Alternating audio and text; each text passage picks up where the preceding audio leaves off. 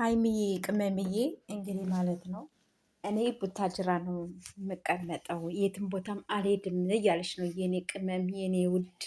የሰይጣን ጆሮ ይደፈን፣ የሰይጣን ጆሮ ይደፈን። ሁለታችሁማ እንደው የትም ቦታም አትቀመጡም፣ አዲስ አበባ ነው የምትቀመጡ። ስለዚህ የጀመራችሁትን አሁንም ጨርሱ ነው የምንለው ጋይሶች። ሌላ ምን ይባላል? አዎ እንደዚህ ነው እንግዲህ ማለት ያለብን። ሰላም ሰላም፣ ውድ ቤተሰብ እንዴት ናችሁ? ደህና ናችሁ? ያለው እግዚአብሔር ይመስገን። በያላችሁበት ሰላማችሁ ብዝት ዝት ይበልልኝ። ስትገቡ በላይክ ግቡ።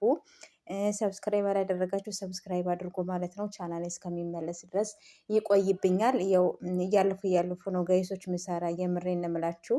ብዙም እየሰራሁበትም አይደለም ያው ብር ስለማይሰራ ነው። ለዛ ነው ጋይሶች ማለት ነው። እና ከሚቀዘቅዝ በማለት ነው።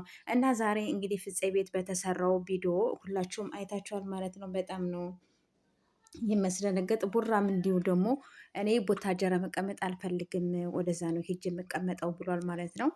እንደዚህም ሆኖ ማለት ነው እኔ በጣም ግርም የምትሉኝ ነገር ኮሜንታተሮች ናቸው። ቡራ ጎበዝ፣ በርታ፣ ጠንክር፣ ሂድበት ምናምን የምትሉ ሰዎች ግን ጤነኛ ናችሁ?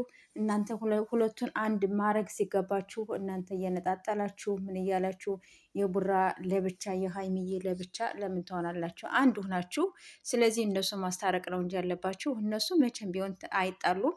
እርግጠኛ ነኝ ተጣልተውም ስለማይለያዩ ችግር የለውም። ግን በጣም ነው የምትገርሙ አንዳንዶቻችሁ ኮሜንታተሮች ማለት ነው። የምሬን ነው የምላችሁ። መሆን የሌለበት ነገር ነው። እግዚአብሔርን እንደዚህ ካታድርጉ። እስቲ ሰው ሲጣላ እስቲ ከመሀል ያለውን ሰይጣን የገባባችሁን እናንተም ራሱ ማስወጣት ነው እንጂ ያለባችሁ።